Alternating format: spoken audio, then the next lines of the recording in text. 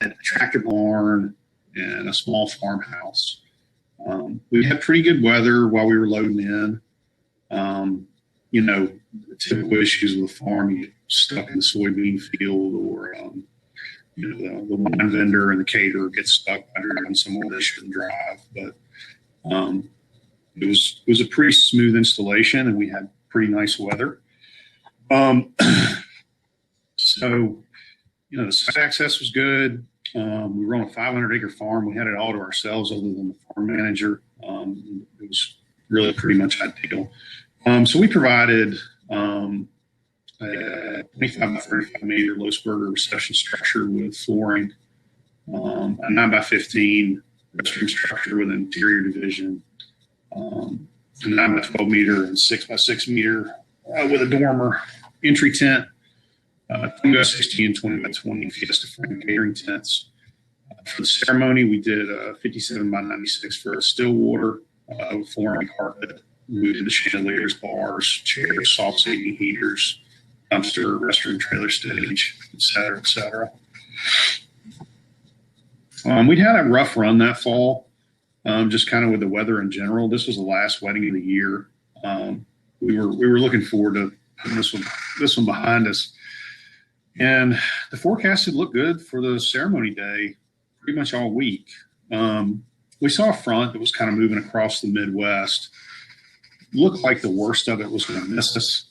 I went to bed Friday night, feeling pretty good about everything. And we'd made good progress, and the client was happy. And I was looking forward to just kind of knocking the ceremony stuff out that morning, and hanging out with the family that afternoon. Wasn't going to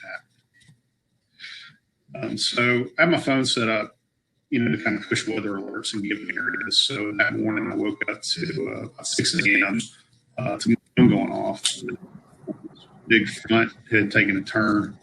It was headed straight toward us. And it was on track to arrive just before the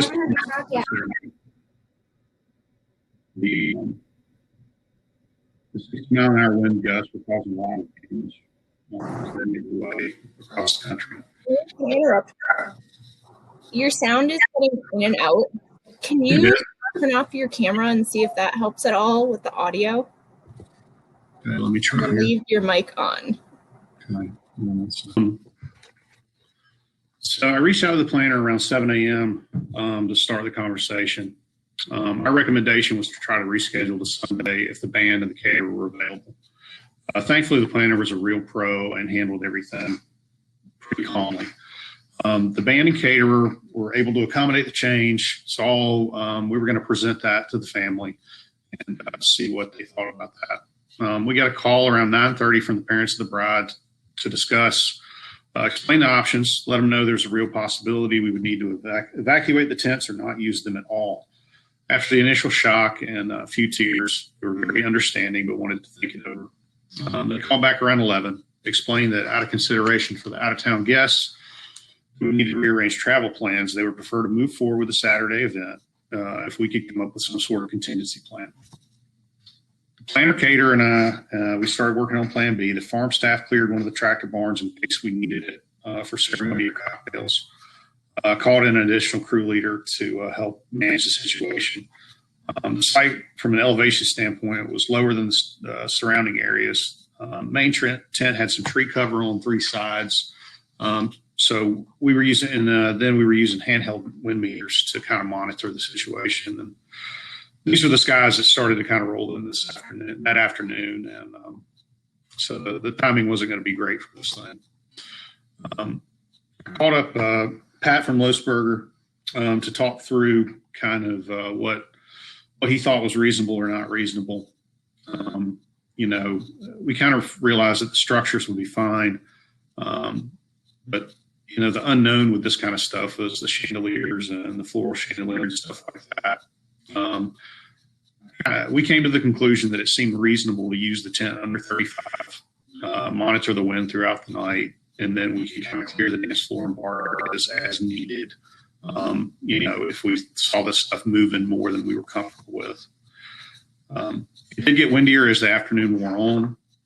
It looked like the front was weakening. The front was weakening as it approached us, but it was still a big storm. It was going to last for several hours.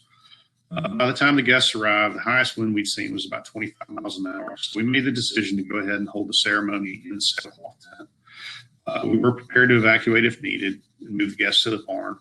But having to move everybody around this farm with horse and buggies, it was going to be a really slow process if we had to make that call. So a lot of folks were just going to have to stand outside in this weather if we had to evacuate, which is not really what anybody wanted. We continued to monitor the wind. The highest it reached during the ceremony was about 28 miles an hour. Other than the wind noise making it hard for guests to hear, the ceremony went off pretty smooth. The wind picked up a little bit while the guests were having their cocktails at the barn. It blew over some glass tube heaters and broke them even though they were sticking to the ground. After cocktail area, we moved the guests back to the reception tent. The wind never got over 30 miles per hour that evening. We cleared the barn dance floor about 3 times. The wind finally started to die down around 9 p.m. just in time for the band to start playing. As you can imagine, this was one of the more difficult and stressful days of my career. As I headed home, I was pretty exhausted. I was grateful the client had the event they wanted and that everyone would go home safely. We worked for this family a dozen or so times over the years, and they're really nice and grateful people. If we had to go through hell, I was grateful that it was with them and this team of vendors. And the mother of the bride sent us a really nice note, so I'm going to read that to you. It's difficult for me to find the right words to express our gratitude for all the many things you and your All Occasions team accomplished for our family at Alexa and Jack's wedding weekend. We made a good plan from the get-go, and the decision to work with AO was surely the wisest decision we made.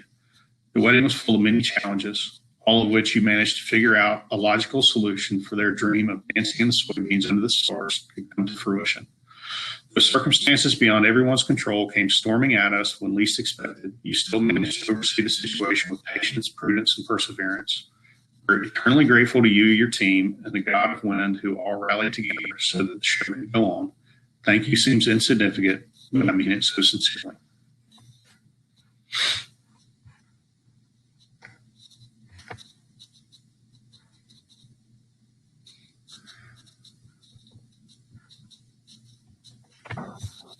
Thanks, Tommy.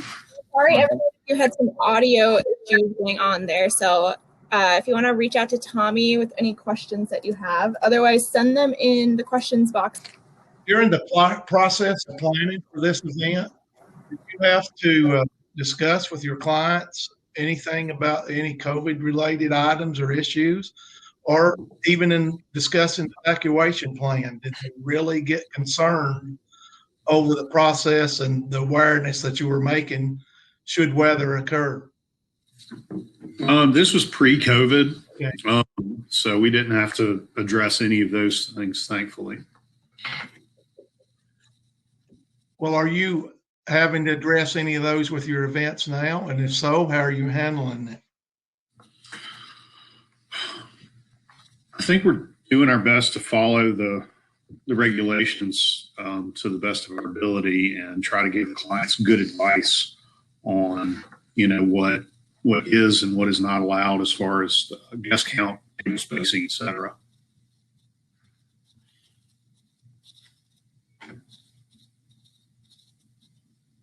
Another question here. Someone's wondering if they're able to get a copy of the evacuation plan. Sure, we gladly share that with them. If I could just get your email address. And that was Stephanie Layson is asking that question. Hey, Tommy. Hey, Steve. How long have you had an evacuation plan as part of your overall company policy? Is this something that you put together in the last couple of years, and what kind of will you tweak anything to it based on this experience, this case study that you shared with us today? So we've been doing this for the better part of 4 years. We tweaked it about 2 years ago to get a little more honed in. The first one I think was a little more generic. This one was a lot more specific. So we kind of tuned in. After this particular experience, no, I don't think I would change anything. It's written very conservatively, and that is probably the best standard to go by. But it leaves you a little bit of leeway to go back the other way, which is kind of what we did in this scenario. Since we knew the bulk of the tents on this project were engineered, so we felt a higher level of comfort between the installation and the type of tents that we thought 35, 38 miles an hour seemed reasonable for this project. I thought it was particularly nice that you were able to refer to your vendor in regard to the structure, the main body for this job, and be able to have some consultation like that. I think that's a nice thing, and I think it's something that a lot of us rental / and even vendors appreciate, that you can have that conversation. And not that it's necessarily a rule book that applies to every situation, but it's nice to be able to chat with somebody. If nothing else, it makes you feel a lot better that you get another opinion. Right. There's a couple questions in the chat box I'll address here. So Melanie, to answer your question, we manage the plan when the client, has our service of having a man on site for the day of the event. Generally speaking, that's gonna be the responsibility of the client to manage that day of. Now, one of the things we do, and I can tell you kind of a funny story on this same day.